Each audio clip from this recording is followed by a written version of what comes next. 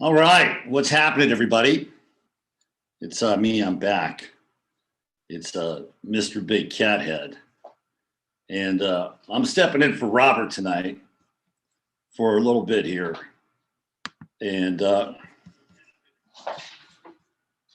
gonna be interviewing the Doge Father, Mr. Masaki Miyagawa. Oh, look, I got my cat posse.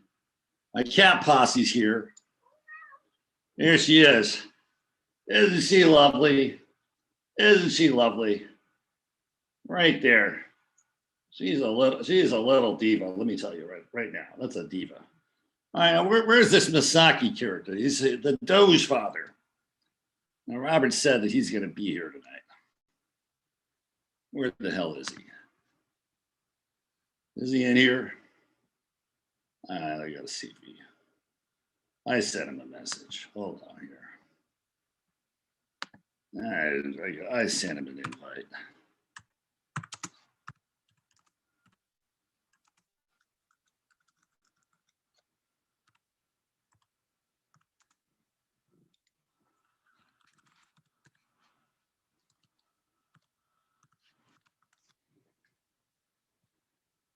Let's see if he's coming on here.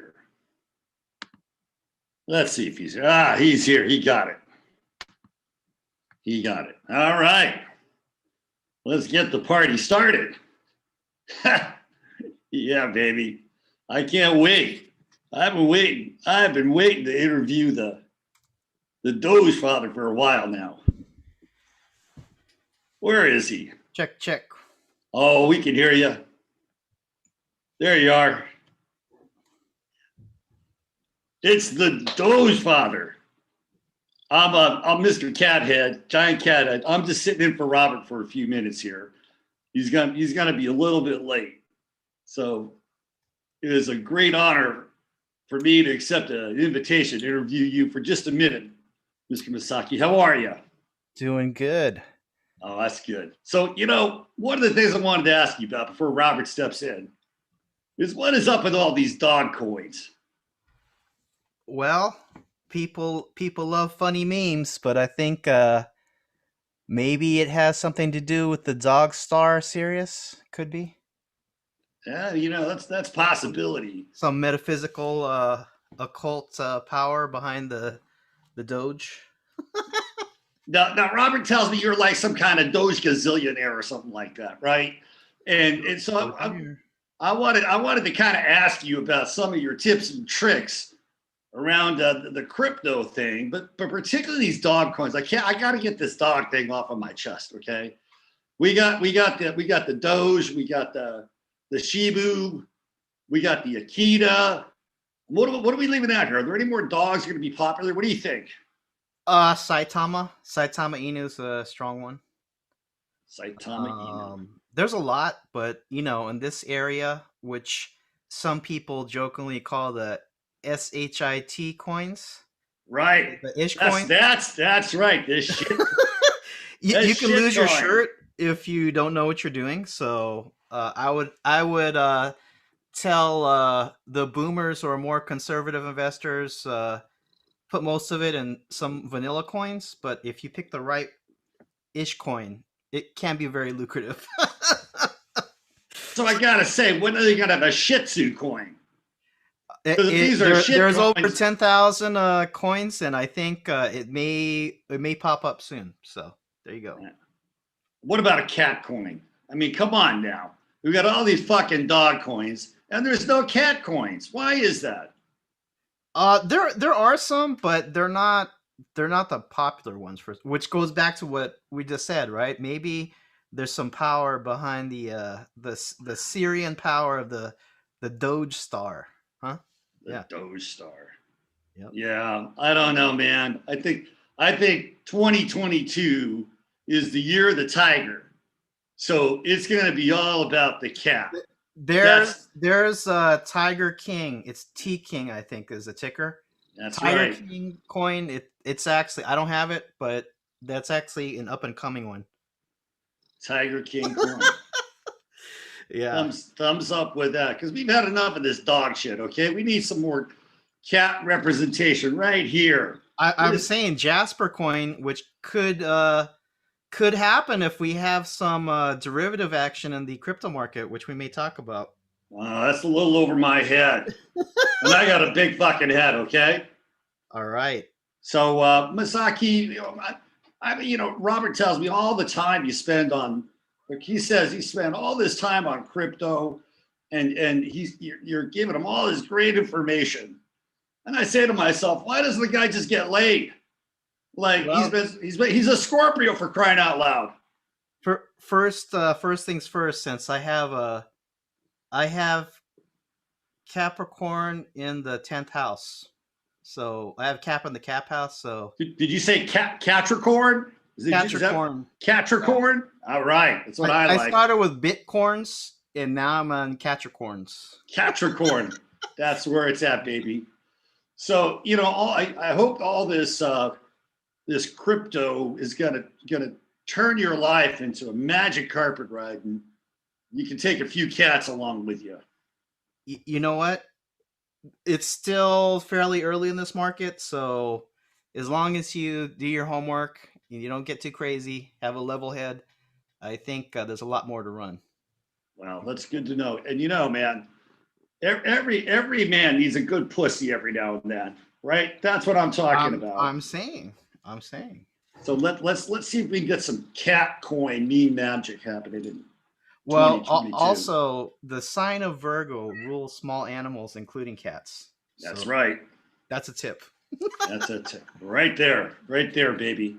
All right, Masaki. It's been a great pleasure spending time. And when he first said, you're, Masaki, I was like, what the hell's a Masaki?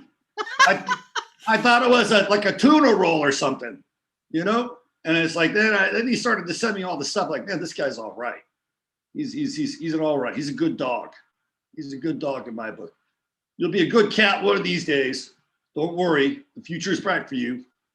I will worship at the altar of the cat coins. They're coming. 2022, the year of the cat. All right, let me go find Robert. All right, I'll be right back. Right.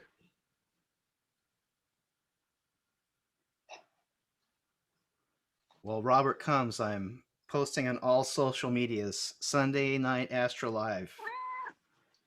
Oh, thanks, Mr. Giant Cat Head. We just happen to be wearing the same shirt. Isn't that amazing? Here we go. Yeah. So I'm actually going to jack into a different audio experience. Am I sounding okay? Because I don't have the earbuds on. You're coming in loud and clear. Okay. Loud and clear. And I've got the wheel of samsara, the wheel of illusion and the delusion behind me, which I think is appropriate. Should I get my own wheel going? The wheelhouse. So let me get my own wheel going here. Hold on a second.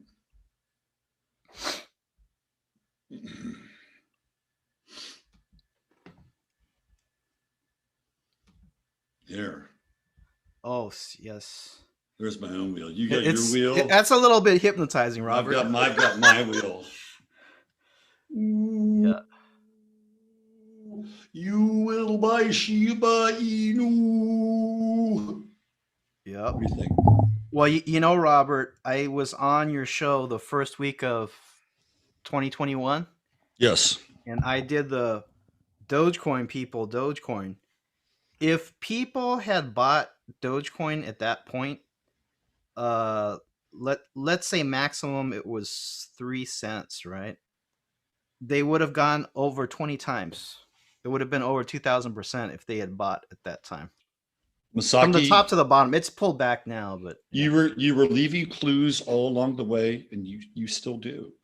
I said, I'm not telling you to buy it. Wink, wink. So you're like a doctor. I cannot prescribe medical wink, wink guidance here, but if I were you, I would take this drug. Okay. I'm going to change that because it's probably a little bit much for people. Kind of for now. Yeah. For now, I'll bring it back later. Right, here we go. There's my Halloween background right there. A little less orange now. All right. There we go. Okay.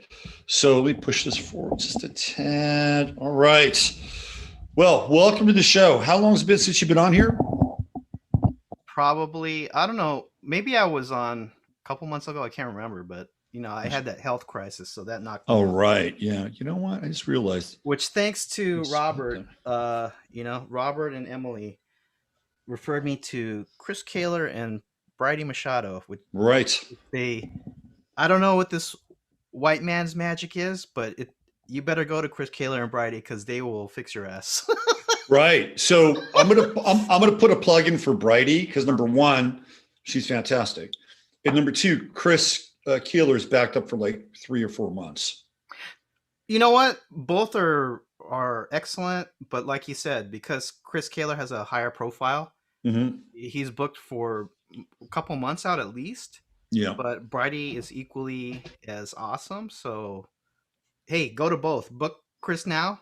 He'll get to you in a couple months, and Bridie can get a lot quicker. So. Right. And so Bridie Machado has a kind of a low profile. I don't think she even has a website. So just email, but she does have a LinkedIn page, and I'm going to put that up there for people, and they can go there and let me say I got to go over here real fast. So how's your day been, man? Busy. I'm supposed to be winding things down at my shop, but finishing last powered pyramids, doing readings, having my mind blown by the developments in the crypto market, which I think we're going to talk about tonight. And yes, we are. We're definitely going to get into it. Okay, so let me just give a quick. You can connect with Bridie through her LinkedIn page, and I'll just bring that up here for people. And that's right there. So Bridie Fallon Machado, and there's her contact info right there. Boom, boom, boom, boom, boom. Oh, look at that. Got her phone right there. It's all there. True source, truehealing@gmail.com. Not only is she good at what she does, she's actually a really wonderful person too, which always helps. All right, let's get into this. First, let me just drop in the chat. Let me just see who's here and give them kind of a nod. Let me see what we got here.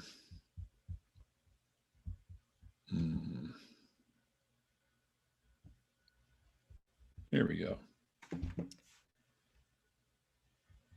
There we go. Let's see who we got.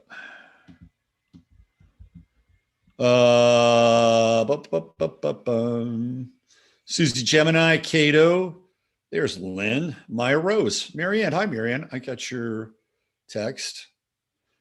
DJ MC, Michael Sisterdino in the house. Kelly Boyles, Timothy Hartful, Gigi Abby Lynn. Hello, Gigi. Elon is a Doge father. No, he's not. He's not. It's Masaki. 981 in the house. There's my man Steve, Thor at the door. Magnus Jr. Hollow coin. What do you think, Masaki? Any? You know what? That came up earlier this year when I was looking at tokens, but I didn't get into that one. I think you know what, Robert? At this point, I think even the worst ish coin will go up times 10. Yeah. But you want to minimize your risk, so do your homework. And there's some things we'll talk about in a minute that very interesting developments. So I would say this: there is no argument that this whole crypto thing is major. The Uranus and Taurus, the revolution of economy. There's definitely some B system elements to it. But even if you never invest in cryptocurrency, your life will be changed by it because we're entering a totally new system.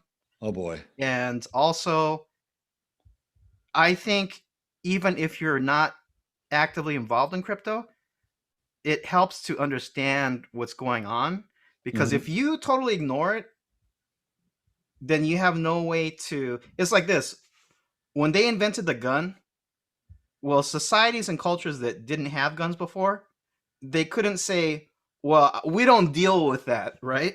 Once the gun comes out, you gotta face the fact that something in the world changed and you better adapt to it, right? And just like, I come from Japanese background. Japan was a feudal society, and the samurai had like the swords, right? Well, guess what? The whole scene changed when the Portuguese and the Spanish came with the guns, right? Yep. And then uh, Japan closed for 200 years.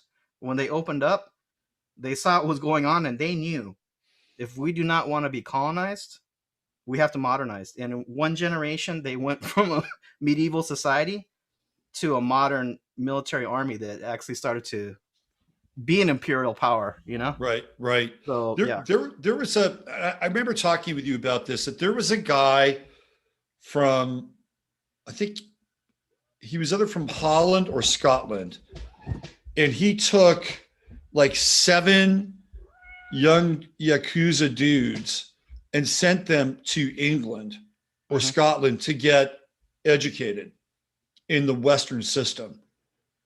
And then they came back, and then, everything flipped. And They were probably from some noble samurai families. I don't think they would be Yakuza, but that happened. And, yeah. And it changed like overnight. Like they got into banking. They started, they're, kind of an early version of manufacturing, which allowed them to pump out ultimately the fighter planes and the warships during World War II. You see this pattern in Japanese history because of like the rapid change and then long periods of conservatism. Yeah. Because Japan is a very rule-oriented society. I've heard that Japan is a Virgo country. If they're not like a Virgo sun, they have strong Virgo aspects, which is all about the rules, right? So, like when Japan started, Imperial Japan, like 1500 something years ago, they basically imported a operating system, which was the Chinese imperial system and Buddhism. And then, could be like 1,000 years. You have small changes, but when like they had the warring states period, just like Italy, a lot of different states, they consolidated into 2 sides. They had a final battle. Then you had the shogun, right? Military dictatorship. Right. Then in that period, there was something that changed. But you would go for hundreds of years. Maybe it was shogun. These guys were shogun. That's who they were. These young guys were shogun. Yeah. And then they got sent to, I think it was Scotland. And when they came back, they had the system down. And they were probably the daimyo, which are like the smaller lords. Yeah. The shogun's like the top one. Yeah. But basically, you would go for hundreds of years with no major changes. But then when you have that period when things, they know we have to change, it's like boom, the whole thing. It's like what the period we're in now, a Uranus and Taurus flip, where everything changes. And like, think about that. In one lifetime, they went from feudal society to, modern. Feudal society to 20th century major global player. Yep. And of course, they had a huge updraft with the Marshall Plan, which allowed the West to get their hooks into Japanese industry. And that's when outsourcing really started to take off. Sony, somebody told me one time that Sony stands for Standard Oil of New York. Yeah. Could be. You never know. And I've told this story before, that one of the early benefactors, or one of the people that benefited from the Marshall Plan, was Barbara Marx Hubbard's father, Louis Marx, who was a toy manufacturer. And so he started manufacturing toys in Japan and made a fortune out of that. So the Marshall Plan certainly was a major jumpstart for the Japanese. But then the Japanese, what is Rosie doing? She's eating my microphone, man. Yep. It's crazy. But then they took it to a whole new level.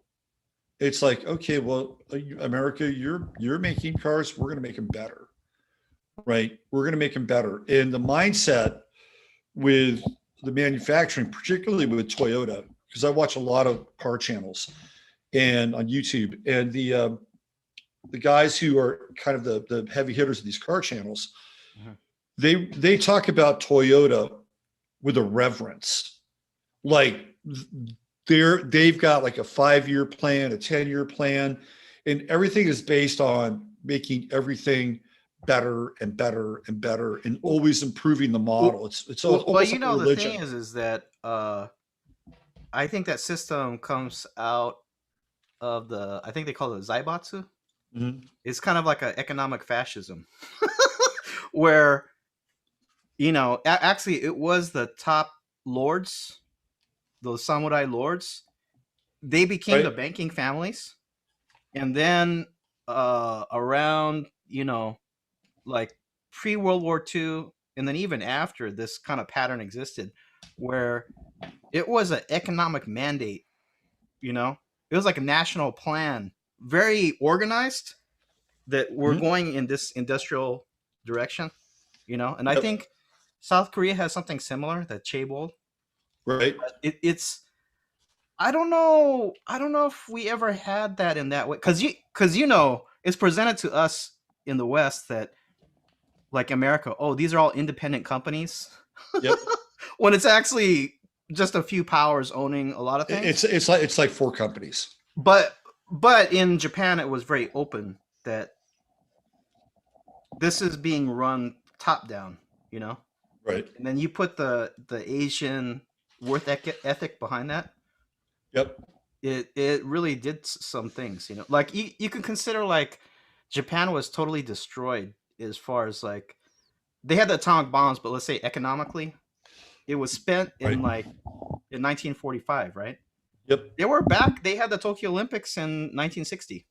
Yep. Like, in one generation, they were totally blown out, and they came back in 20 years. Yeah. Japan's ability to adapt and modify and actually improve, you know, their products and even their culture and their lifestyle over this period of time is really remarkable in a lot of ways. Just absolutely remarkable, and singular as well. You know, there are other countries. Well, The Germans did okay after World War II, but it was different. They had a different focus, right? The Germans were not. I mean, they were manufacturing cars too. I mean, let's not forget the Volkswagen, which was a huge mover and shaker in the automobile industry. So it's interesting that these two, you know, Axis powers come out and wind up dominating the two industry. swastika cultures. Right. Unfortunately, Italy had the Fiat, so they don't really qualify in the Alfa Romeo. So let's talk about where we are with Uranus and Taurus. We're going to get into this stuff now for everybody who is new to the show. This is Sunday Night AstroLive. I'm Robert Phoenix, and I'm with my friend Masaki Miyagawa, who is a mage. He does a lot of different things, and we've been talking a lot over the last couple of days about what's going on with Facebook and Meta, the metaverse. And Masaki's been taking a real deep dive into the world of DeFi, non-fungible tokens, a lot of other stuff. And we're gonna get into that, and we're gonna get into more in terms of like the cultural ramifications as to where this is all going and happening very, very quickly. And to see kind of where this all began, we go back to Uranus and Scorpio, which begins to take place in the 1970s. And I think it's with the late 1970s. And this is where this Uranus is exalted in Scorpio. So we have all this innovation beginning to take place with Uranus and Scorpio. Apple comes online, Microsoft comes online, you know, all these amazing evolutionary kinds of developments in technology really begin to hit in a big way. And now we're halfway through that Uranus cycle, and we're at the nadir of that Uranus cycle with Uranus and Taurus, which is, I believe, in its detriment in Taurus. So we're seeing this this deconstruction of it's rapid called evolutionary process. Birthquake. Birthquake. That's a good way of putting it. I love it.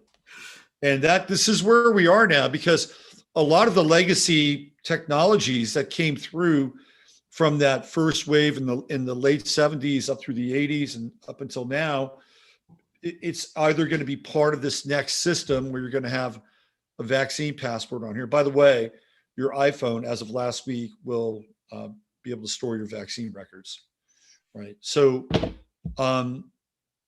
the legacy systems like this will survive, but a lot won't. And we're going to come to a point where everything might change metaphorically overnight. Whatever we think overnight is, it could be a matter of weeks, months, but we're at that nexus point where everything is about to flip. And it's like a pole shift, really. I mean, this is where we are. We're having a technological, cultural, social pole shift. And it's going to be really, really difficult for a lot of people to wrap their heads around, and not everybody's going to want to be a part of it. So let's get into this a little bit, Masaki. Mm-hmm. You have really gotten into the crypto world, and from the time that you started to sort of follow it and track it, it's become like this weird, wild west world kind of thing that's opening up, right? Well, Bitcoin, when Bitcoin started, nobody really cared. Like, was it the 12,000 Bitcoins about the 2 pizzas? Right. It's like how many millions of dollars? Yeah. Somebody do the math. Is that like 200 million plus or something? Right. Nobody cared. I had Dogecoin in 2014, like a insignificant amount, like $5 worth, because I thought it was funny. I don't even remember how I learned about it, but I probably read about there's this funny meme coin with a funny yellow dog on it, and I thought that was funny, so I got some. And then 2017, 2018, the last big bull run, I said, I think I have some Dogecoin, and I had it on an old hard drive and an old Mac. Typical thing, people. I forgot the password, so I had to like try a couple passwords. I got in, and then that started me on the current run I'm on now, which put me really deep. Because before I was just kind of like, I had dabbled, but I wasn't seriously into it, Right. And now, like when I started texting you, the crypto space is so big. There's over 10,000 tokens now. Most of them are not even worth looking at, but that tells you that it's like mushrooms. It's growing exponentially. And there's so many things going on in the space, and I'm looking at it every day, and I don't know everything that's going on, right? Yeah. So the thing that I hit on, like within the last week or two, is the entry of synthetic assets, so-called, into the crypto space, which is what? If people are familiar with the stock market or commodities market, you have derivatives. So derivatives are like futures, options, those kind of things. And so, the idea is somewhat simple, but the way it's being implemented in crypto, the more you look at it, I was looking at some of those, they call white paper of some of these tokens about the roadmap and what they're doing. It is very arcane and very, you could look at it point by point. Okay. But I had to watch many videos to try to understand what's going on with these derivatives in the crypto market. Right. And once I started to understand what it is, like I had a body response, Robert. Like I'm like this, because then probably there were people in the traditional market, or maybe because we don't know who Satoshi is, the creator of Bitcoin. Mm-hmm. They probably knew it was going to come to this point, which is just about to explode, maybe 10 plus years ago. Right. And especially when Ethereum came out, because for contracts, right? Like Bitcoin, like the original idea of cryptocurrency is basically a digital store of value, digital money. That's one thing. But when you start talking about digital contracts, which started with Ethereum, from that point, I'm sure if they didn't know before, once Ethereum came out, which is like what, probably like, people could look it up, but let's say it was like 10 years ago. Yeah. They knew it was going to come to this point. And let me talk about derivatives first. So derivatives, it's a contract that has no value on its own. It derives its value from a asset, right? And it started with like farmers that have like wheat or something like that. Mm-hmm. And they would have these contracts on a commodities exchange to limit their exposure of risk, So no matter what would happen, and these contracts wouldn't be too crazy because now derivatives have gone into like pure speculation, right? But originally it was a way that commodities people could limit the risk based on the rise and fall of the market. Okay, these are basically contracts, right? But and the old version of the derivative or the futures market were things like orange juice.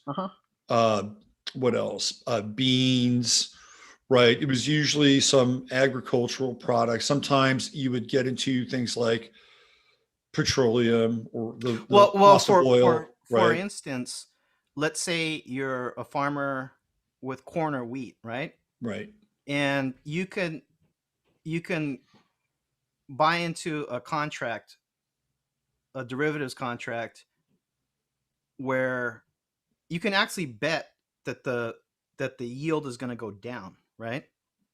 But if it's a bumper crop year, you lose money on that contract, but it's offset by the profit you made in the tremendous right. So it kind of evens it out. So because when people forget this, but we, at least in the last 5,000 plus years, we come from a farming culture.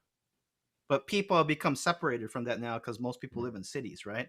Right. But when you're a farmer, you could prepare the best that you can.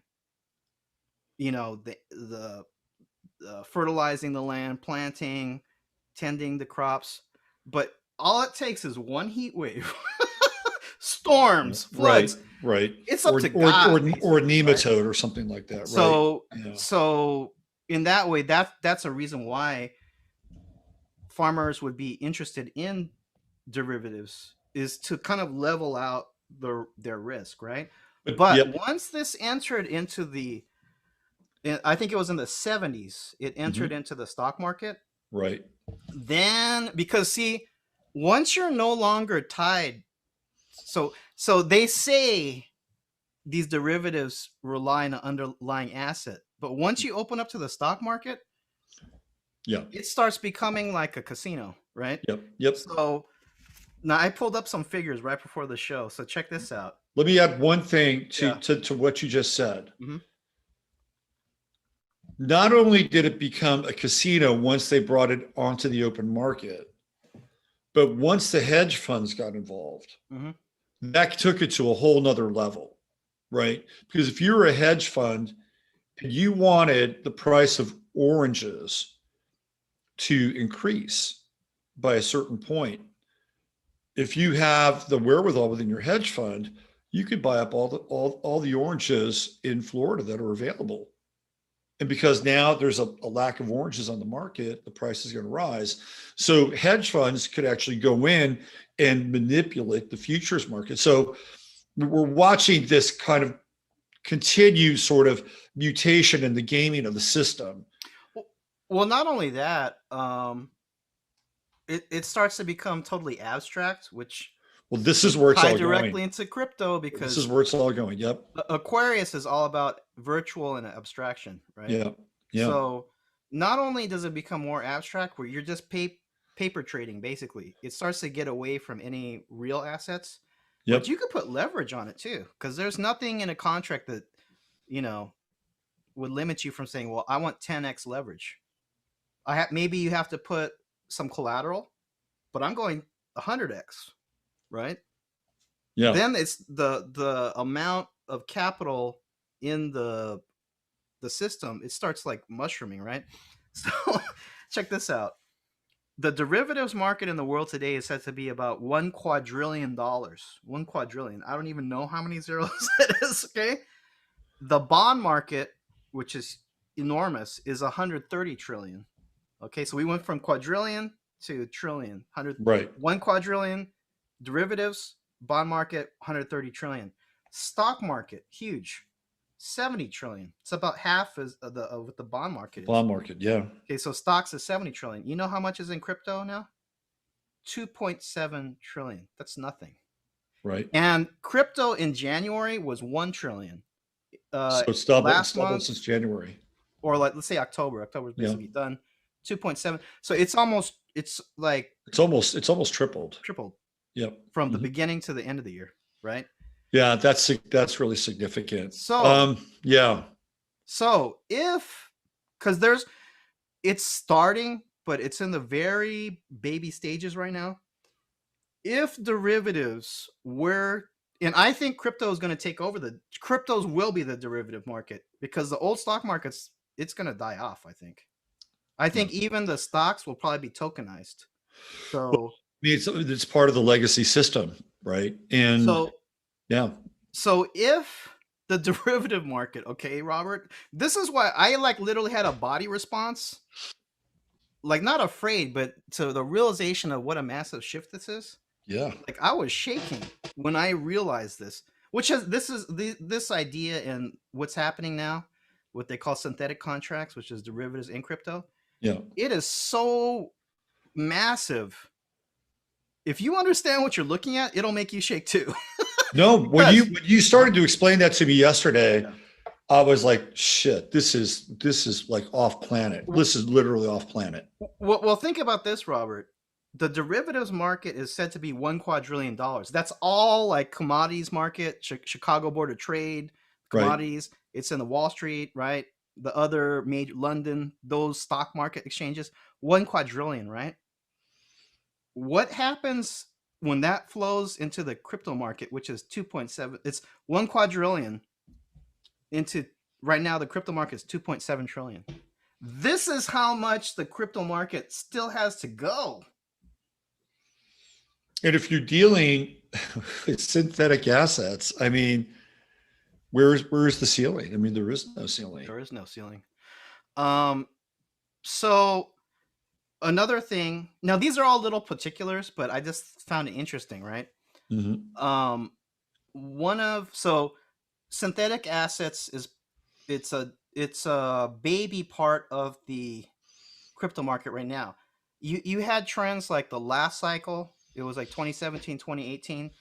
The ICO, initial coin offering, was the thing, which was borrowed from the IPO initial public offering from the stock market, right? Right. And it was, a lot of these trends, I don't want to call it a scam, but it's kind of like a pump and dump. I mean, you were there in the .com bubble, right? Yep. So there are things that are legitimate, just like in 2000, people said, see, this internet thing, it was just a pump and dump. It's not going to amount to anything. If you had bought Apple or, Amazon in 2000, I think you might have made some money. Yeah. So a large part of it is a pump and dump, but there are things that structurally change the economic landscape, right? This is true with the crypto market too. So, last cycle, 2017, 2018, ICO was big. And then this cycle, the DEX, decentralized exchange, which is part of DeFi, the decentralized finance, right?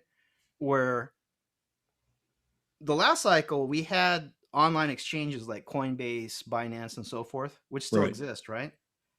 But the last, since maybe last year, the things like Uniswap, these Ethereum swaps, and they have some for the Binance coins. Sushi swap. Swap. Yeah. Huge. And why is that important? It's because there's, you're not really dealing with a traditional exchange. It's like you are connecting to a swap site. It if you've ever used one, it's different, but it's huge because basically you're cutting out a lot of the middleman. Mhm. right? And that means banks, the traditional banks probably going to go out the door. I think the Oh, credit card companies will still be yeah, around. they're corpses. Banks are corpses, and they want to be actually. They want to be corpses. They don't want to have physical spaces. They don't want to Mhm. pay rent. They don't want to pay employees, but they want to get in on the digital space, and they just have to figure out. And well, I'm sure they've already got a roadmap to that, but that's where they want to go. And you They're know what, done. Robert? I think people in general, they don't really realize what's happening with crypto. But I've talked to people in the banking industry and I said, "What do you think about DeFi?" And they're like, "What?" And they're like, "Crypto." They're like, "Yeah, I kind of know about it." I'm like, "Do you realize the implications this has for your job?"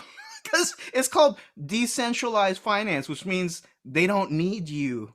It's Right. gonna be the client or customer connecting directly to whatever services they need, right? So we had ICO. I think that might even be illegal now because you never hear about it anymore. Then you have DeFi, the swap DeFi, sites, right? okay? Then NFTs. NFTs, Yep. which I'm sure is so the NFT non fungible token. It's on the blockchain, proof that you own something. Most of what you're seeing is like sometimes it's connected to collectibles, like sports memorabilia, artwork, whatever. But most of the ones right now, it's just like a JPEG image, but you're the real owner. Right. And I think the largest sale I've seen recently was something like 500 million. Some of this is because of wash trading, like people trying to get around taxes. They're Yep. basically selling it to themselves at a loss. Yep. Some is probably money laundering. I would say money laundering is probably a Because big part of the Robert, trade. I sell you. I mean, I buy your NFT, wink, wink, and you give me the stuff, right? So, Right.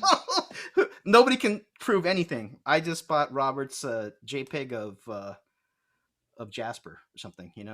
Right. So the NFT thing is big right now. But Which I is think the interesting from an astrological perspective because it's like when we deal with a like a coin, right? A theoretical coin, which is basically a 0 or 1 in a blockchain, or a piece or a block in a blockchain. It's still without form, right?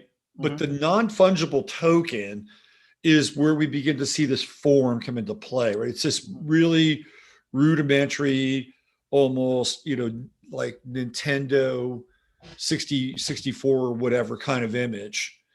And it's sort of like this very it's to me, the non-fungible tokens they're almost like the digital version of cave art in some ways. Mhm. And it's related to this Taurian concept of some kind of like um, something synthetic trying to sort of manifest into this crude form. Mhm. And so that's where we've been. It's giving birth to this thing, this birthquake, which you were talking about. And I think just like the .com bubble, a lot of this is a pump and dump and will fall away. But there will things that will go forward, and we Right. don't even really know how what the use case will be in the future. But as far as NFTs, some of the things that a lot of people aren't aware of is even locations. You can have an NFT of a location or something like that, like a geotag, and I'm the real owner.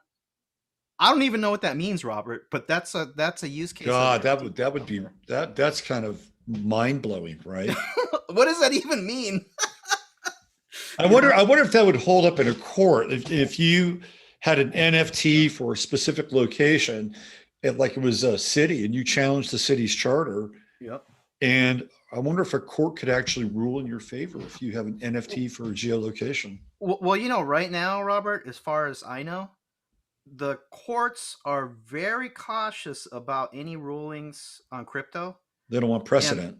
I'm exactly, and I'm referencing specifically the XRP case Yeah. because anything they do, because it's never been settled before, anything they do can set a precedent. So That's right. that's why that case is moving so slowly, you know. But So- even if that case does have a ruling and it does set a precedent, like where does it take place? Does it take place in the United States? Does it take place wherever the members of XRP have their office? the SEC is for US. Yeah, it is for the US, but you have coins that are not US based. I mean, and we're talking about digital space anyway. I mean, Well, this is a for whole new XRP, terrain. trading in the US is suspended on Yep. US exchanges, Yep. but for non-US citizens or non-US residents, they can buy it. Yeah. But if you are like a US citizen, there are ways to get XRP. Not sure. Wink, wink. I'm not sure why you want to get XRP, but that's a whole nother Yeah, story. it's a banker token, but it'll go up. So anyway, So let's get to the next phase, which is which is these synthetic assets. So I think that maybe because the crypto run we're on now, if it follows if you compare the charts of what's happening now to the last cycle, which was 2017, 2018, Mhm. we are just about to go parabolic or vertical. Mhm. And I think the mania is going to go into a blow off top next spring of 2022. Yeah. So even though you've heard people talking about Shiba Inu, actually Shiba Inu, it's one of the dog tokens, right? Yeah. More trading volume. I think it was like $10 billion plus. More trading volume than Bitcoin or Ethereum or any other coin.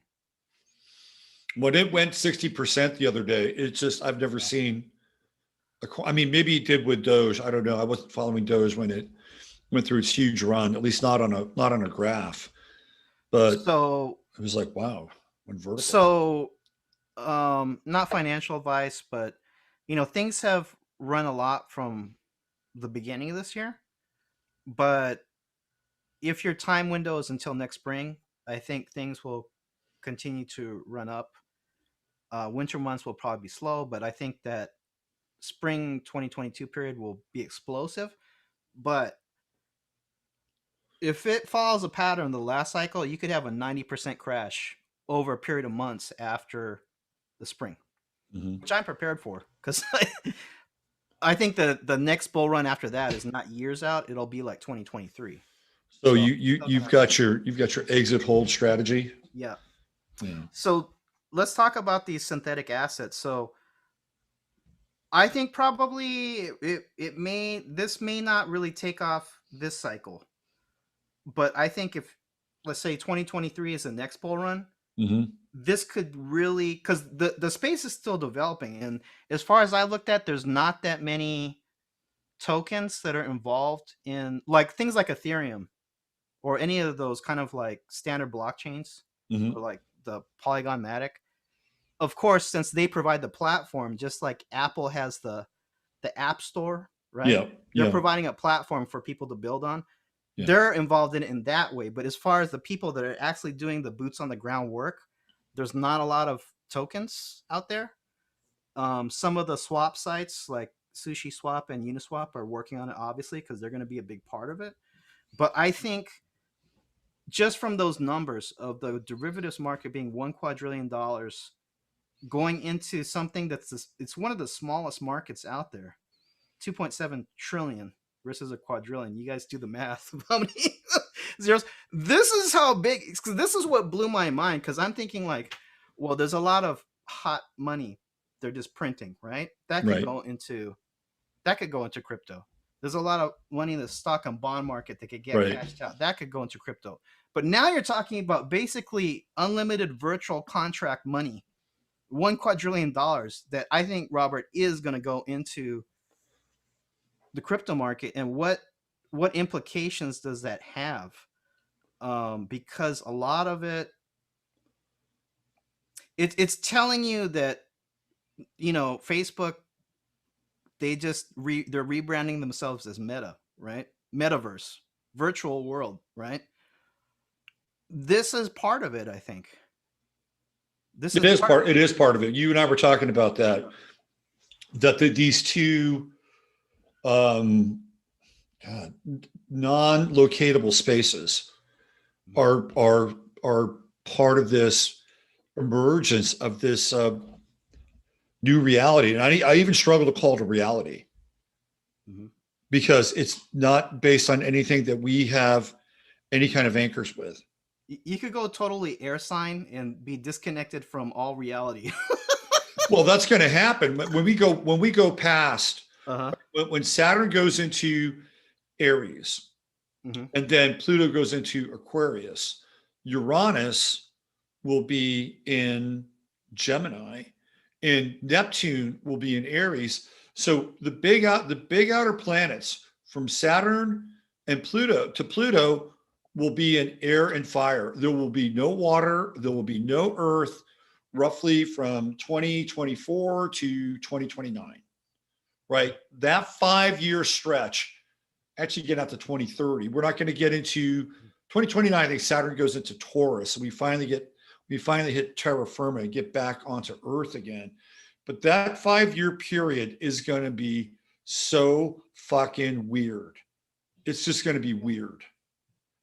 And I don't think people have any idea about what's coming down. Well, another area that I'm not actively involved in crypto or playing is the gaming, which is, Robert, for those, if you're like, say you're like, well, I'm in my early 40s, but I stopped playing video games like 20 plus years ago.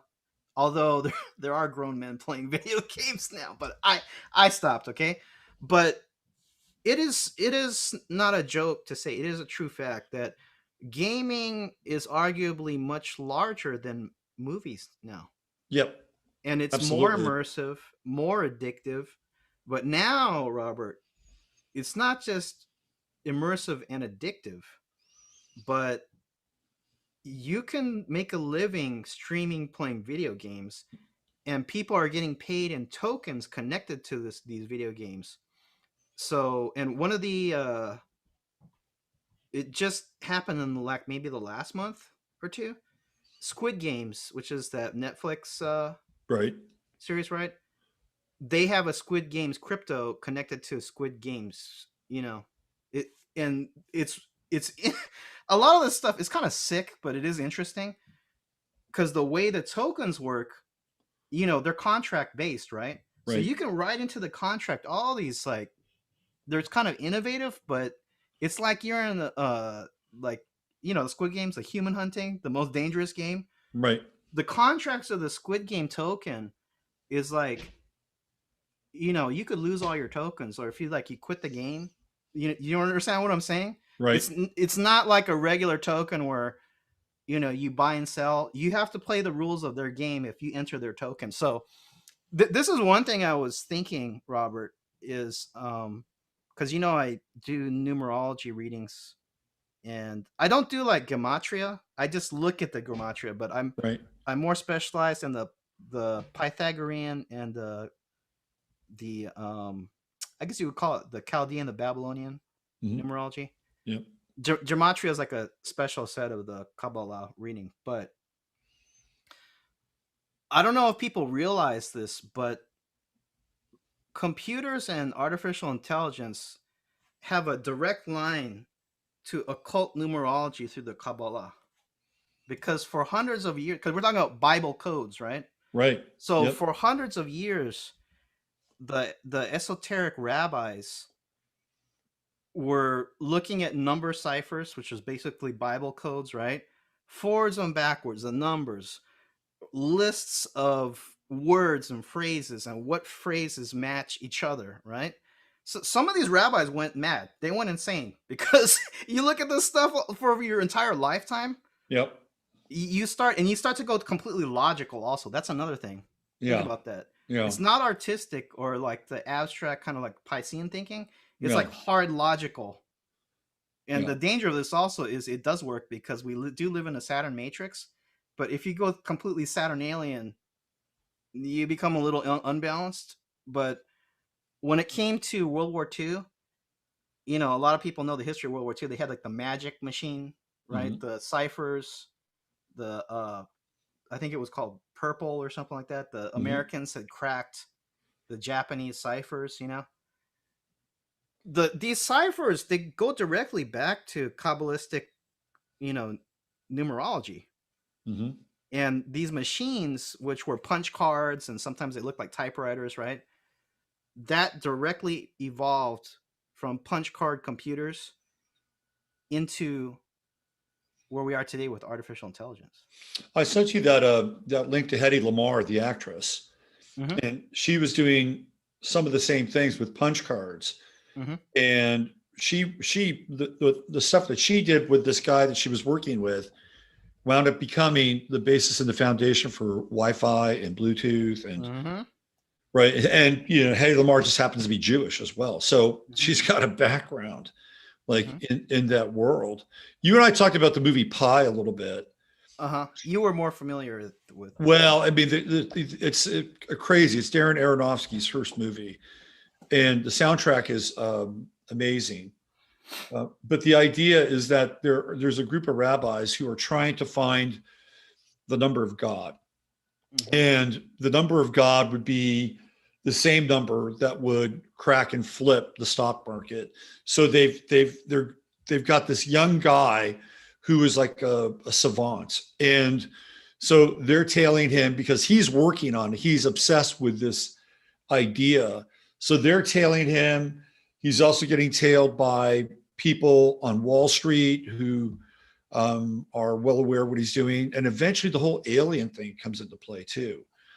And and there's a scene in the movie, to your point, it's driving him so mad that he takes a drill and he starts drilling his head because he wants to let the pressure out of his head.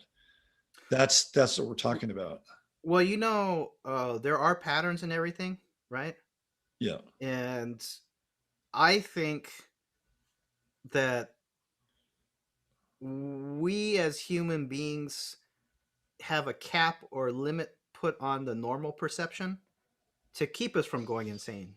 Because we've all heard of that case where somebody did one too many hits of acid and they saw too much and they couldn't come back 100%, right? So I think the human condition, we are limited in a way, but it's not necessarily a bad thing, because in the form we are now, we may not be able to handle the totality of reality, right?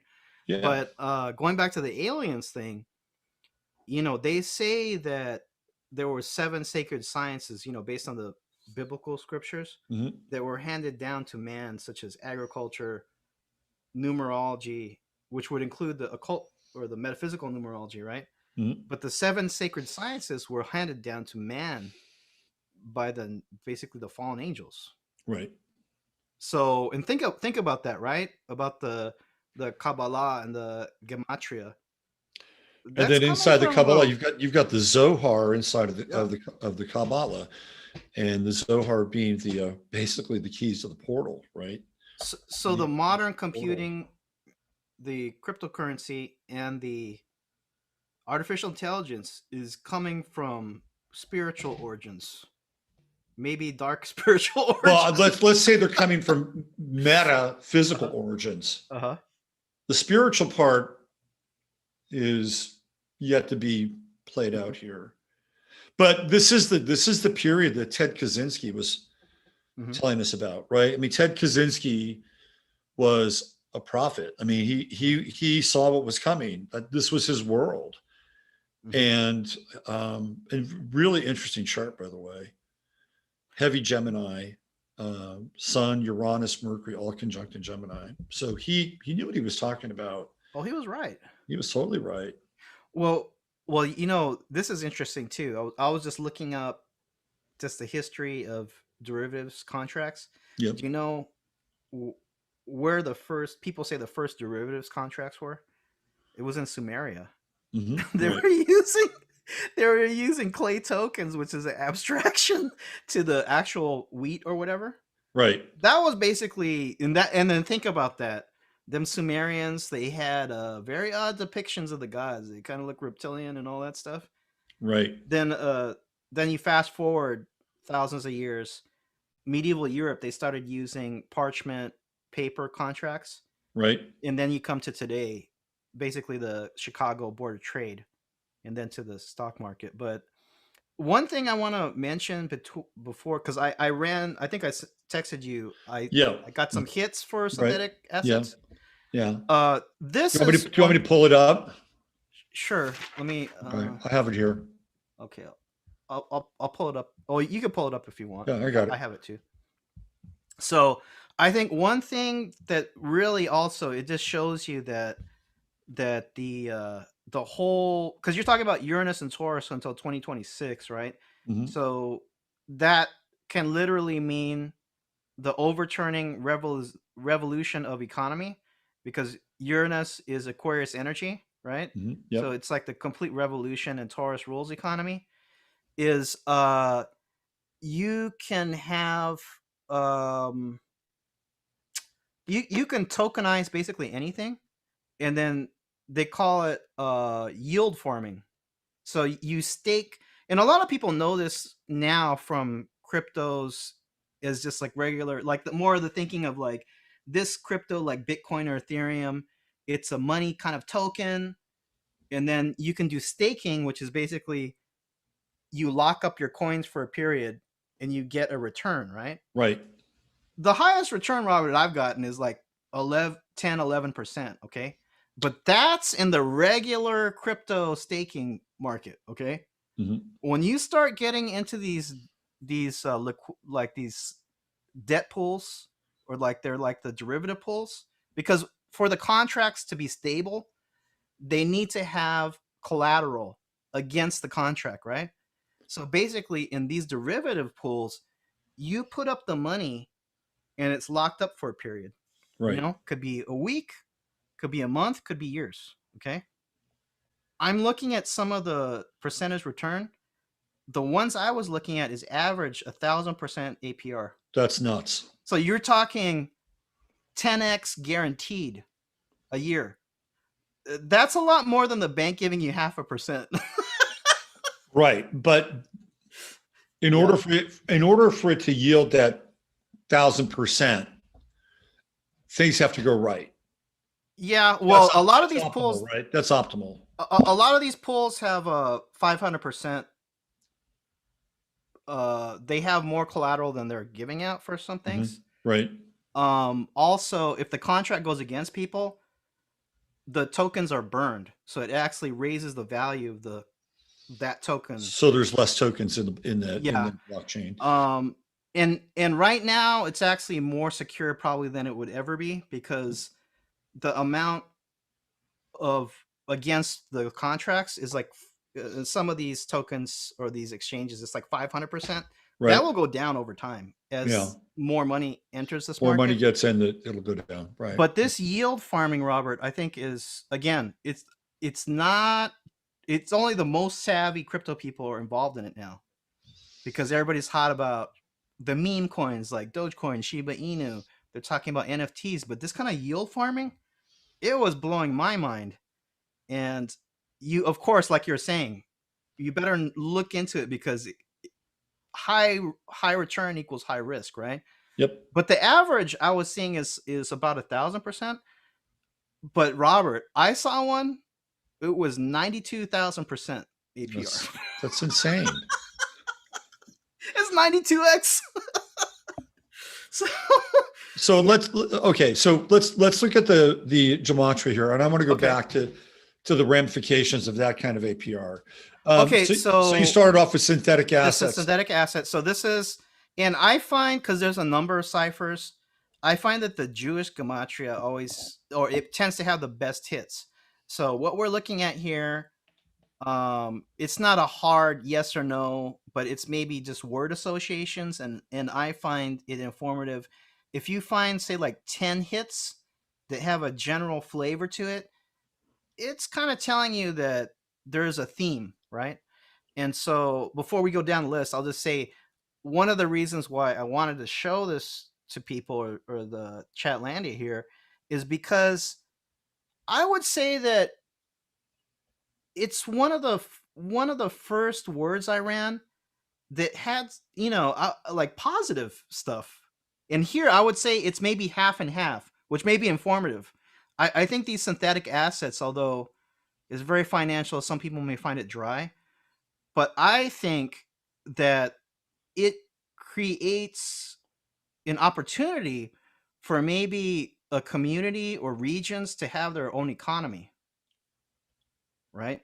And then also it's the consciousness of the people that really determine, I think, if this could be a good thing or a very bad thing. So Right.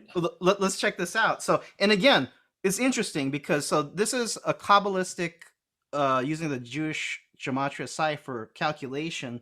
So all the this isn't all the words, but I picked out some key phrases that match synthetic assets, which was like 1131. Okay, so multi-millionaire, all from a laptop. You think that gematria is random? I don't think so. Right? 8 billion connected to one electronic brain. Uh-huh. Right. I think we're almost there. Yes. Can good AI go to heaven? Uh-huh. Manifest your dream. Fair and just. That's one thing about, if it's done the right way, the blockchain and DeFi, it can put the power in a smaller person's hands, which I think is one reason why they want to. Regulation is going to come in.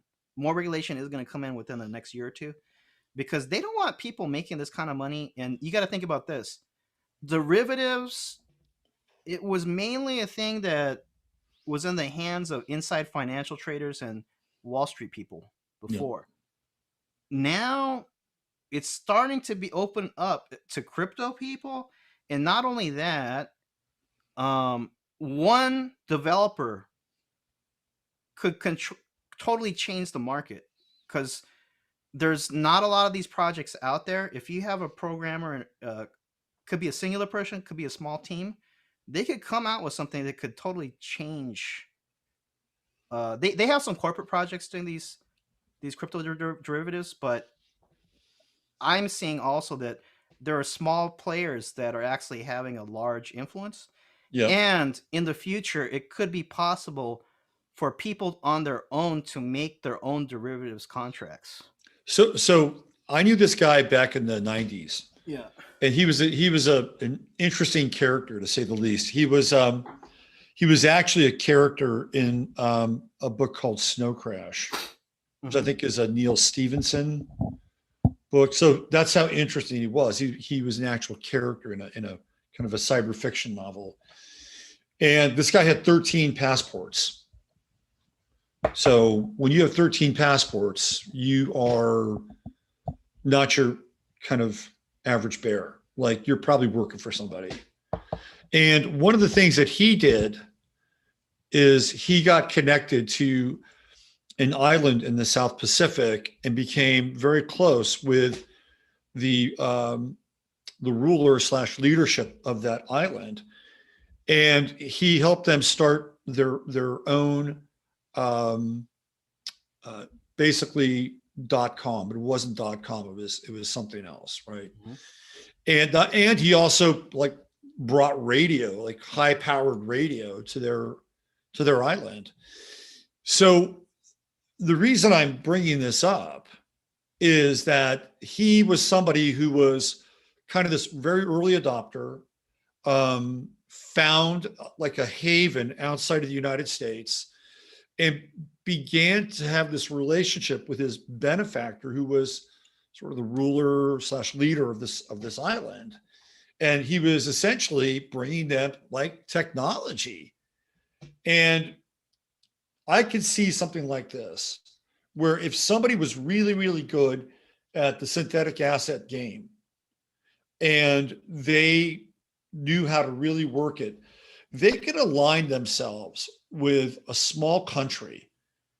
And if they did it right, they could completely flip that country's economy, even if they had very few natural resources, and turn them theoretically into a world economic power. I mean, this is like the nuclear bomb in some ways. Well, Robert, the distance from the synthetic assets to just like Bitcoin is as big as fiat paper currency to cryptocurrency or That's Bitcoin. good. So this is a quantum development. Yes. And the thing is that, you know, I think people have heard that data is the new gold.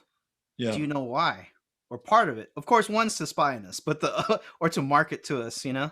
But the other reason is that with derivatives in crypto, you can tokenize or monetize any trend, right? It can be an underlying asset, like you can actually yield farm, say Bitcoin, which Bitcoin will not, you know, if you talk about Bitcoin or Litecoin or Ethereum, they have nothing to do with this yield farming. But what you can do is wrap it in a contract, the collateral, put it up, and then you're getting a yield from that. That's one thing. But there's other things where it's a derivatives contract where based on things going up or down. Right. Or I think I told you this joke. We can make a contract where Jasper typically appears once a show. But if he appears 2 or 3 times, Right. then our money goes up. You could tokenize any trend. You could, absolutely. But how do you ensure the accuracy of the information is what from databases they call oracles. So a lot of tokens they're involved in actually building databases of information which will be used in this DeFi space with these contracts. When I realized it's terrifying. That's terrifying. Yeah. Right. I mean, because that's why the data is gold. People are thinking, see, people not involved in crypto, they're just thinking about, well, they're using it to spy on us. That's all happening.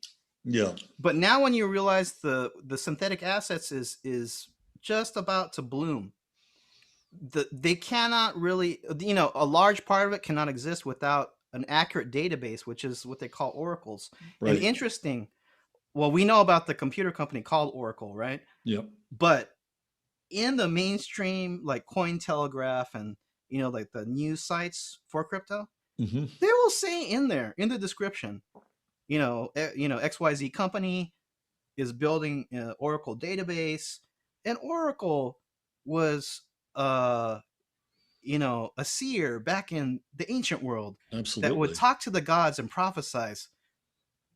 This is total metaphysical talk, but it's openly being. So that's another interesting thing. People are thinking, it's just crypto, it's just technology.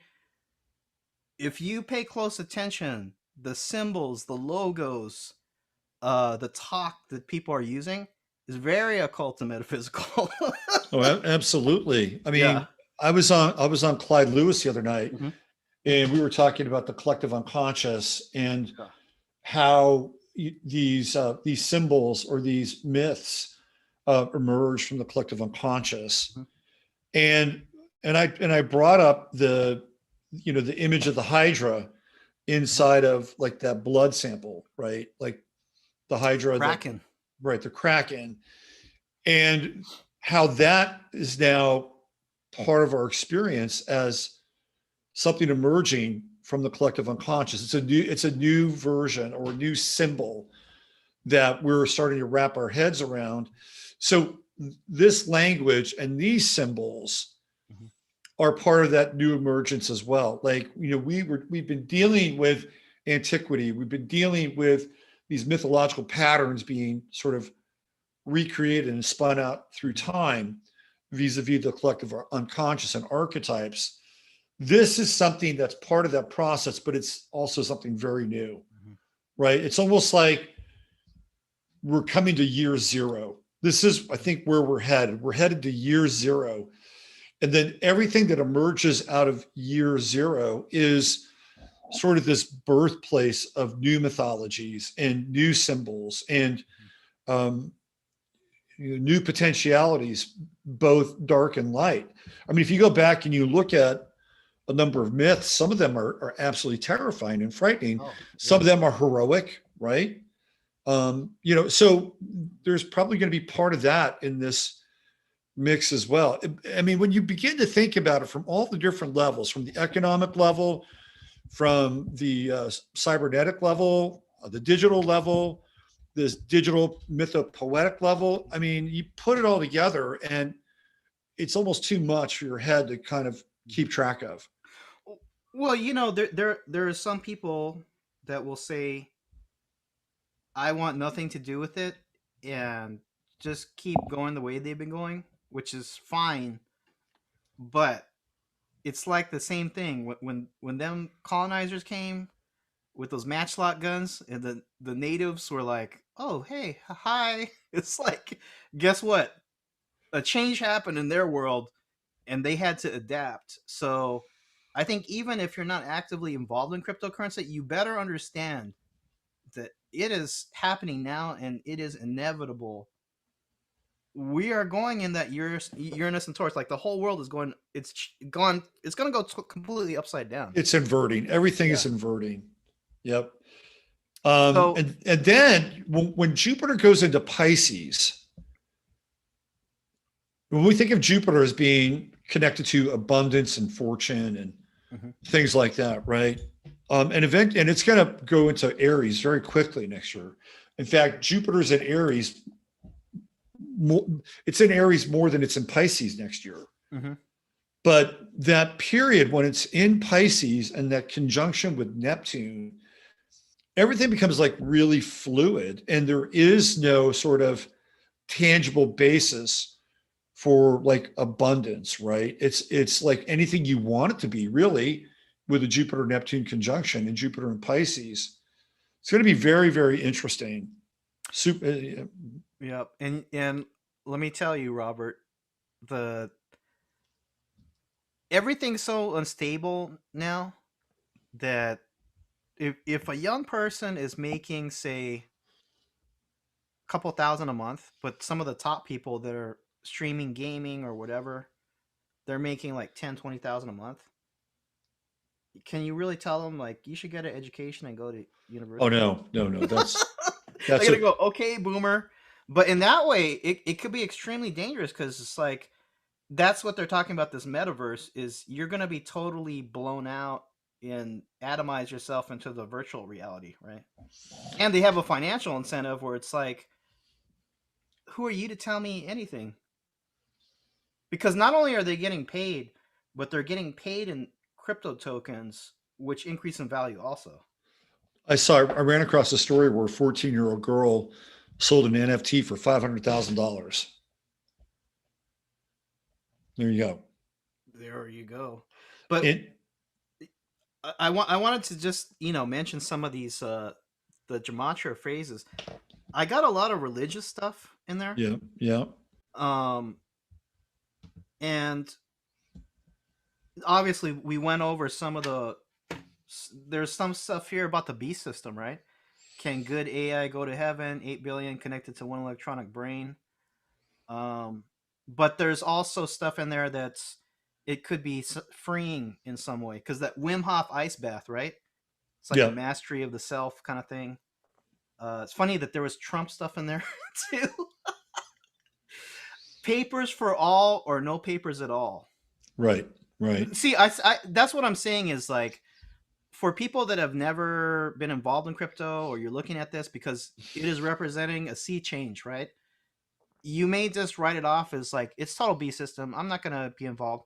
But what I'm seeing here is it's a fork in the road that could go either way, and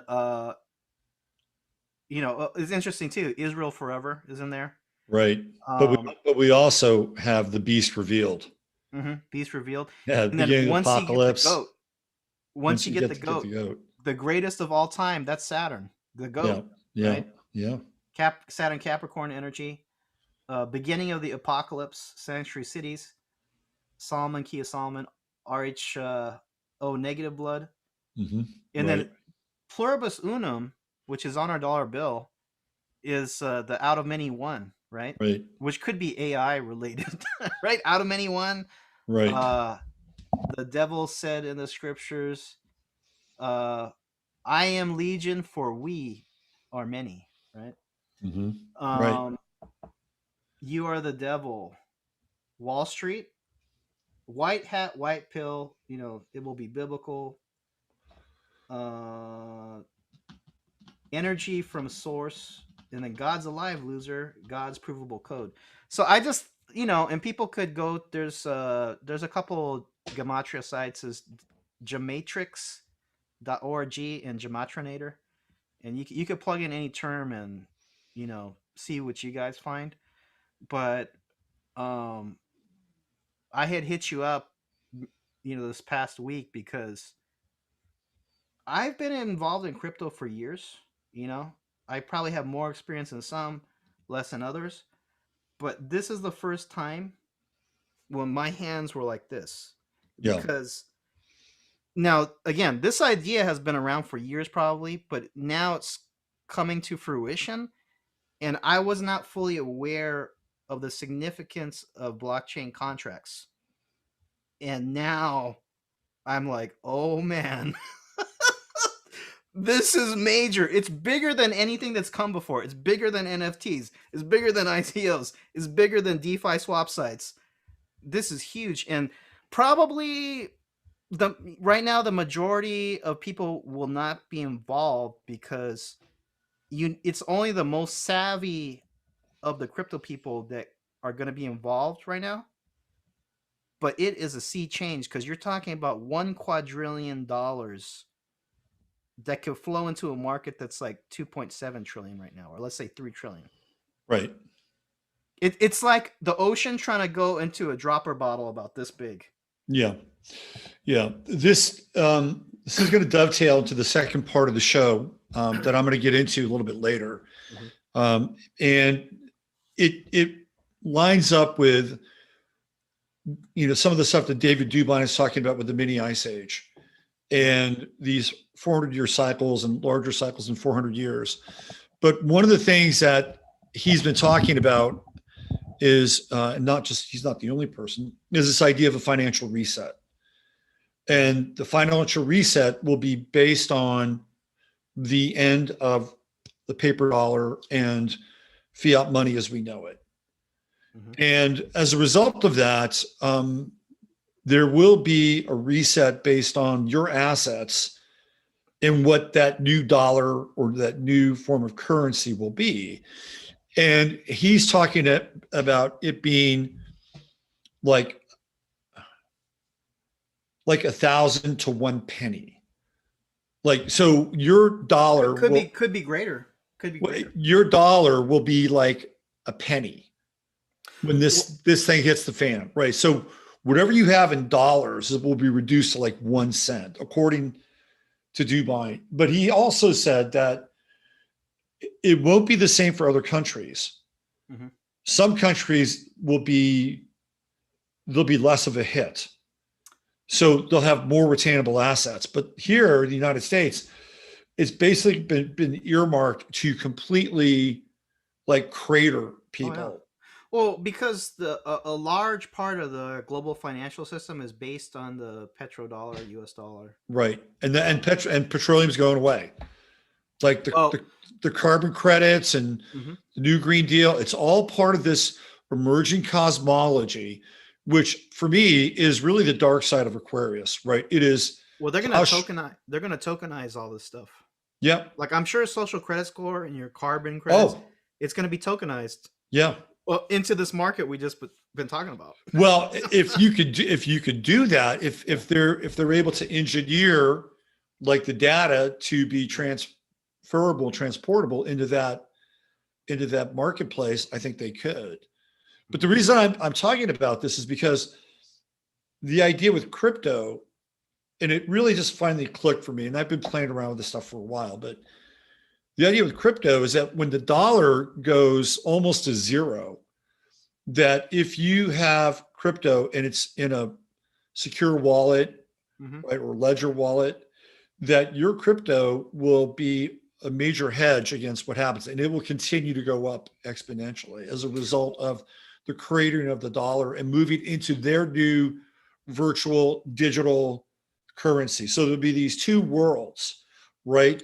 There'll be the digital currency that people will be a part of mm-hmm. in order to get what they need and offset their carbon footprint. I have 2 points I want to bring up. One is you were bringing up the hyperinflation, right? Yep. So I've been to Brazil many times, and I think people have probably heard over the years, Argentina or Brazil, hyperinflation.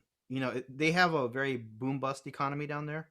So I actually had my friend in Sao Paulo in Brazil tell her family story, which I never heard. I've probably known her over 10 years, and I didn't hear this story until I asked.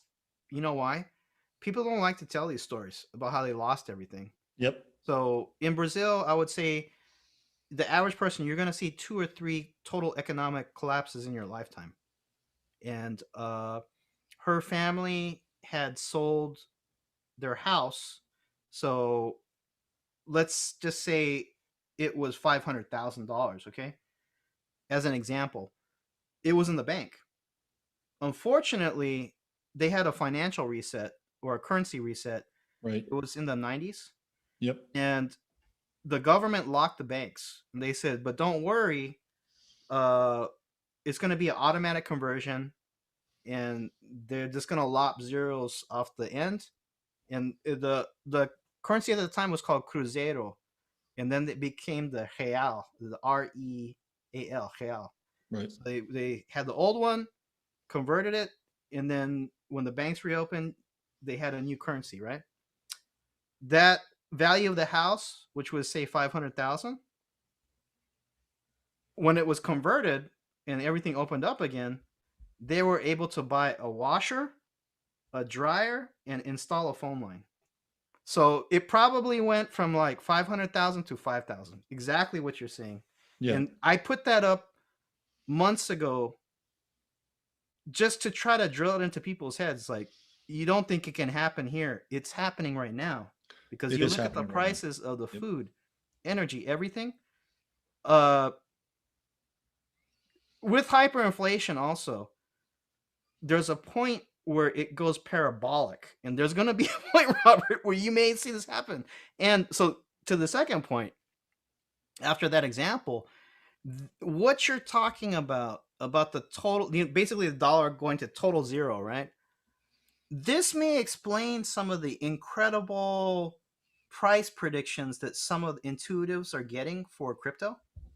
And people, because you have different kind of analysts. They look at the TA, the technical analysis based on the market cap, and they're saying there's no way Shiba Inu could even go above like a few cents or whatever, They're not taking into consideration the hyperinflation Right. of the dollar. Right. So that's why cryptocurrency could be important, because I think things like gold and silver will go up, but I think crypto will go up. Well, I think they'll take gold. They'll use gold as because they got the gold standard to bring the petrodollar in. I mean, that's what happened. That's what Nixon did.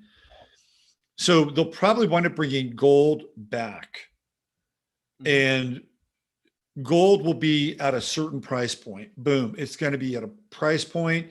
It will not be a speculative metal. And if you are holding gold, you're probably going to have like a certain period of time to turn it in, trade it in, and you'll get that converted into whatever the currency is. Like gold will no longer have the same value as a speculative metal. I think silver will, but I don't think gold will. Well, you know what? There's always, if like Asians, some Arabs, whatever, there'll still be gold around. But there'll be gold. I'm just telling you. I'm just telling you. If they did this before in the United States, right? If you're holding gold, and they knew you were holding gold, they take your gold. Yeah, some people turned them in, other people didn't. Yeah, but I would say this could explain the price predictions that don't really make sense. Yeah, because a lot of the financial analysts or crypto people, they're looking at things as they are today. Right. They're not understanding what could happen. Number one, just from the amount of hot money that could flow in. And then two, with the derivatives aspect, that will blow it up even more. But I would say this also, again, are there dangers to crypto? Definitely, Absolutely. right? Just go look at those gematria hits, right? But to keep pace with the inflation, you know, I think You're going to need a could be hedge, and I think this is the best hedge we have. Yeah. That's my sense. I wanted to talk to you a little bit about some of the cultural stuff, Mhm. not just the zeros and ones of the blockchain, which is huge. And you sent me something that really grabbed my attention, and I wanted to put it up here on the screen. And you and I talked a little bit about this. Let me see if I can find it again here. All right, so it's going to be on Brave. Okay. So this was interesting. So this is Oh yeah. so the first thing we see here is token engineering is a very powerful tool and exciting challenge. Angela Kreitenweiss, co-founder of Token Engineering, a global community and ecosystem of people exploring the building blocks of future token economies. Okay, so all right, looks interesting. Then you go into this little post here, and here they're tying this emerging economy, this emerging scale, this emerging reality to climate change and consciousness. So this is what this guy has to say. Jan Artem Henriksen. In spite of numerous international summits and a growing political will in many countries to work towards achieving the Sustainable Development Goals, we have not yet managed to come together and cooperate on achieving them at scale. The UN first presented these goals in 2015, yet we seem to no closer to co-creating a sustainable world. Why is that the case? Jan Artem Henriksen believes that due to the complexity of our challenges, we need to shift our attention to what is going on inside of us. The Swedish-Ukrainian leadership trainer and education professional is the CEO of Inner Development Goals Initiative, which was founded by the Eskered Foundation, 29K, and the New Division. The ambition is to use personal development to provide a framework for and build transformative skills needed for a sustainable society. Partners such as Ashoka, the Stockholm School of Economics, Karolinska Institute, Spotify, well, that's interesting, and IKEA support the initiative.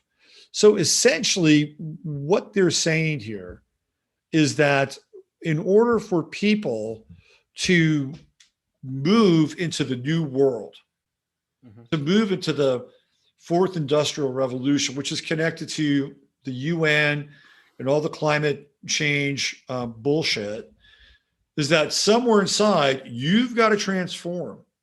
And there are groups and people that will help you work through that inner transformation so that you can be more amenable to the new emerging paradigm.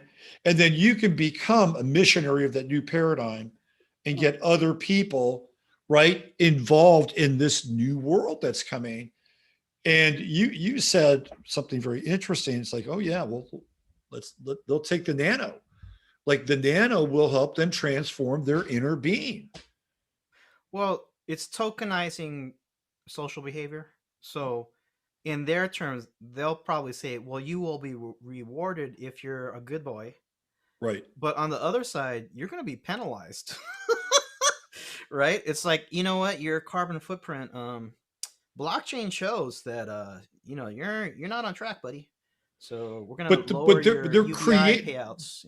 They're creating a philosophy, right? They're creating a philosophy, and they're creating an organizing principle. This is what this is. This is an organizing principle, and organizing principles are the basis of religions. So they're creating a new religion, and I realize today that AI is in Gaia. Oh, there you go.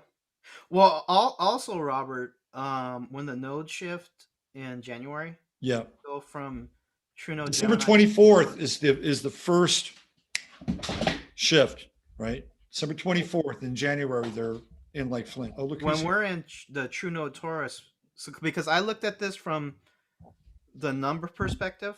Yep. So 2022 222 is 6, which is the number of Venus, which rules Taurus, but it's also Libra, right? But Right. that number, like 6, is the cosmic mother, right?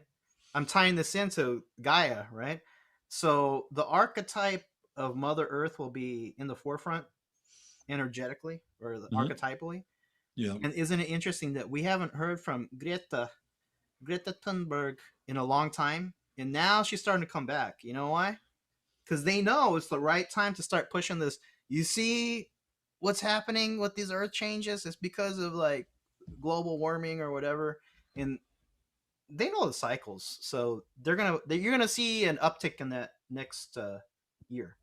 Is the whole like sustainability thing? It's been going on, but there's times I think when they push hard, and Yeah. you're gonna see that. Now I ran the name of that website, What Is Emerging, Yeah. and I saw a couple interesting hits. One of them is the Book of Revelation, and then another one is Elohim the Extraterrestrial, and another one is Earth is a Good Place to Learn from Mistakes. So people could look that up. I think the website is What Is Emerging. So again, this is the thing. Even these people, I think a lot of them, they're pure materialists, or what Christian would call Satanists. Yeah.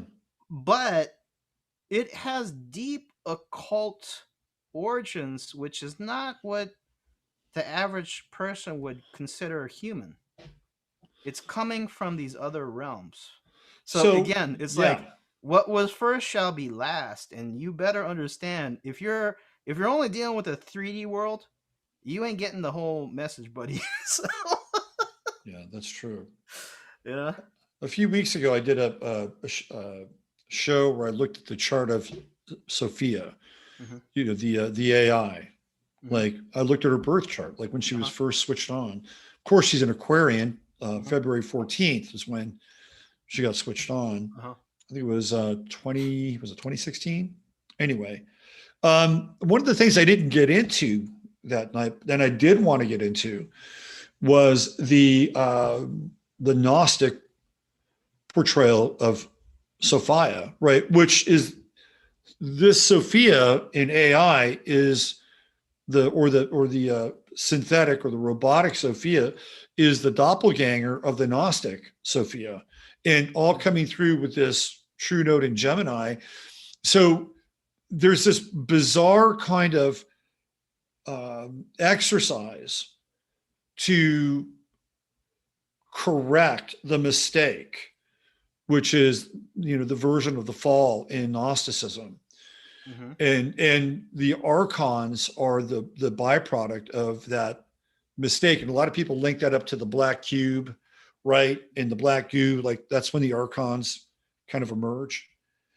So their solution to rectifying that mistake is to bring in AI, to bring in Sophia in the digital and the material realm. So you are talking about this occultic, esoteric kind of synthetic alchemy that these people are involved in. I mean, they're really tapping into reordering the nature of the physical universe and even our mythologies, right? I mean, they're banking on this idea that Sophia will be talked about as a future myth 2 and 3 generations down the line.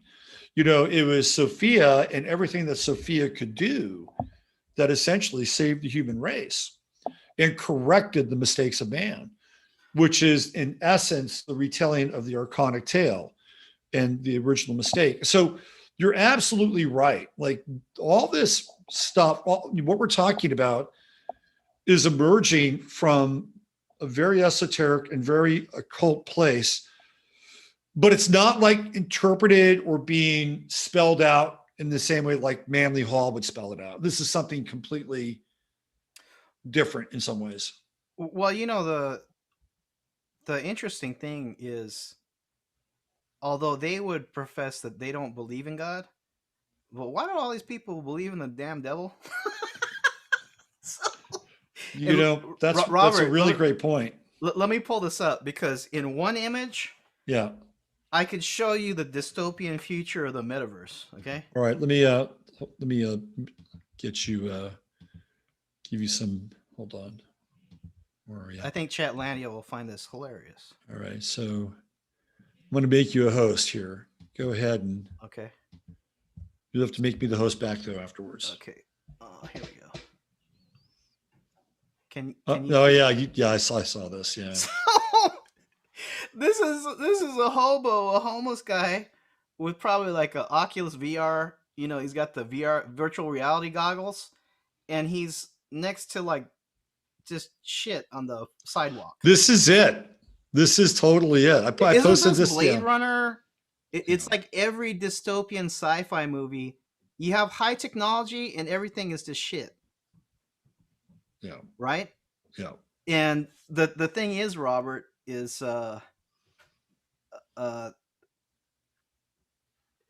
they have an incentive to make planet Earth as bad as possible now. Well, okay, I agree with you. And there's the flip side of that. Mm-hmm. And the flip side of that gets into carbon credits mm-hmm. and restoring nature, right? Because mm-hmm. that's another side of this whole thing. So for instance, like I just saw a commercial with Walmart, and Walmart is bragging that they're, taking land and reforesting land. Mm-hmm. Well, why are they doing that? Well, they're doing that because they're going to get carbon credits for that shit. Mm-hmm. So you have, on the one hand, this incentive for people to restore land, not grow things, by the way. Like mm-hmm. If you grow food, that's not that might be carbon neutral, or even worse, that's a carbon debit. But if you grow grasses or trees, guess what? Just no humans. No humans. Carbon credit, right? So on the one hand, you'll have this reforestation, right? And then on the other hand, you'll have these nightmarish dystopian smart cities. Horrible. It'll be more dystopic and decrepit than we could even begin to wrap our heads around. So it'll be like the Tenderloin times like 1,000,000. Right, exactly. And then you throw your Oculus glasses on, uh-huh. and it's all vanilla sky. Right? It's all vanilla sky. Well, I think, if people know Max Kaiser, he's like a Bitcoin prophet. I think he was put out there years ago to promote Bitcoin, but he said a long time ago, like maybe 10 years ago, that there would be exactly what we're talking about. He called it the casino gulag economy. Yeah. Where you got to dance like a monkey for tokens. Yeah. Yeah. And this is what I've seen with I have some friends that are like professional DJs. Like they were, spinning top 40 at bars and clubs. And then when the lockdowns happened, they switched to streaming. And if you, of course it's like the top %, but if you were a good DJ, what you were doing, you could actually make a living off of streaming. But it's never ending, Robert. It's like, that's your job now. You got to dance like a monkey. You better be streaming at least every other day. Mm-hmm. And if you can't keep it up, if you can't entertain the people, what's the difference between you and another good DJ? You just get replaced. Well, listen, I think it's not just DJing. I mean, I do a live stream every day. Uh-huh. There's a reason I do a live stream every day. Mm-hmm. Right. Number one, I do the live stream because I think it adds value. Number two, it helps keep me sane. And number three, if I stop live streaming, well, they'll go find somebody else to live stream. Mm-hmm. I mean, this is exactly what we're talking about. Mm-hmm. So, let me give you another example again, because a lot of the Chatlandia people may not be aware of what's going on. You have, say, entertainment live streams, could be music, whatever. You have the gaming, which is out of sight to people if they're not involved in that world, which it is a world. Like, people are cracked out. They are cracked in Asia. I'll never they come- forget the time I was at an X Games with my kid, and they had like live gaming going on, like live competition, and there was a line to get in and watch these people play video games. And I didn't even know what was going on. I just thought, let's get in line and let's just see what's in here. We got in there and I looked around going, what the fuck is that? Robert, isn't that an aspect of Aquarius, is like the voyeur? Oh, it's very much a voyeur. Aquarius is way voyeuristic. To us, it's like strange, right? It's like, wouldn't you rather play than why would you watch for hours of somebody else playing a video game? Well, it's Aquarius. So. And there's a difference between, say, watching professional football, which most people wouldn't be able to play. Yeah. But everybody can play a fucking video game. Yep. And maybe they can't play it at that level. I don't know. I'm not that deep into it. But it's absolutely voyeuristic. So you have the gaming, right? But then you have like typically like Twitch streamers. Yeah. And these people are like Truman Show. They are streaming their lives. Yeah. And I've seen one, because I'm planning to take some investigation trips to Japan. So I was looking at Japan videos, right? I came across this Brazilian girl, very young. She's probably like 21, something like that. She's from Brazil. Looks Caucasian. She got red hair. Interesting. She's living in Tokyo. She don't have to see no job. Then she's just streaming like, here's me eating. And she has like a little, it's not a tripod, but that little, like stick, a hand grip. Stick, yeah. And she's like streaming, walking down the street, and then she's talking loud in Portuguese. And the Japanese people, what the hell's going on? It's like she streams like probably like at least 5 hours a day. Yeah. Apparently it's enough to have your own apartment and live in Japan. So this is the thing, is like, to the young people, it's normal. It's strange to us. But that also tells you like things are changing rapidly. Oh, most people are not even aware of it. The car is going 150 miles an hour. It's about to go right into the building. Yeah. Right. That's where we are. And because Robert, for you or me, we would have to try to do what they're doing. They're doing it naturally. Right. Which is interesting and a little disturbing. Disturbing. Absolutely. One of the things that you said to me, I think it was yesterday, and it was there's a reason why the Aborigines of Australia gave up on technology. Yeah. Okay, so now this is from what I understand from their own mythology.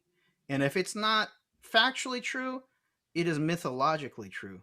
So, the Aboriginals in Australia, they claim descendancy from Pleiades. Right. And also, just like a lot of so-called native peoples, they're considered to have like a deeply spiritual tradition. Also in the mythology, they're said to have some of the most powerful mind magic. We've heard of stories like the guy in the outback, he turned into a kangaroo. He popped in, disappeared, and he popped out, like they could like, right. I don't know what you call it, translocate or something. Well, like they can move themselves into the dream time. Mm-hmm. And it's said that people in Kemet, which is Egypt, right? Mm-hmm. They were sending people down to Australia thousands of years ago. Why? To learn the kind of mind magic that the Aboriginals can do. Right. So, and then also it said that, in the past, because people, see, this is the thing. People look at, say, modern people, the average modern person looks at somebody with the Aboriginal tradition, coming out of that tradition, is they're primitive. Right. They almost look like another species, and they actually are. They're Australopithecus, right? Yeah. Because it's like they think modern is living in a Saturn cube shaped building with a car or whatever and a computer. Actually, I think, Robert, the modern society has the appearance of being modern, but is deeply flawed and backwards. And Oh, you I know, you can agree. get into the whole Tartaria subject, right? But Yeah. in the mythology of the Australian Aboriginals, as you know, I have never talked to person, but I've looked a lot of stuff online, is that they already hit the point we're at multiple times. And you come to the point we're at, the technology starts moving so quickly in a flash of the eye. You went from, you know, basic, remember the computers with the monochrome screen? Remember that? Yep. Early 80s, right? Monochrome, if young people out there, it was like either green or like orangey. It was only one color. There was no color screens, right? You go from that point in a flash of the eye, the entire planet implodes. Because you Yeah. blew up the damn planet because the technology got too powerful and your consciousness was so out of, like, the gap was so big, you didn't know how to handle it, right? So after destroying the whole planet and society multiple times, they said, you know what? I think we're just gonna stick with the mind magic. We're not gonna mess with the technology because that seemed to have not worked.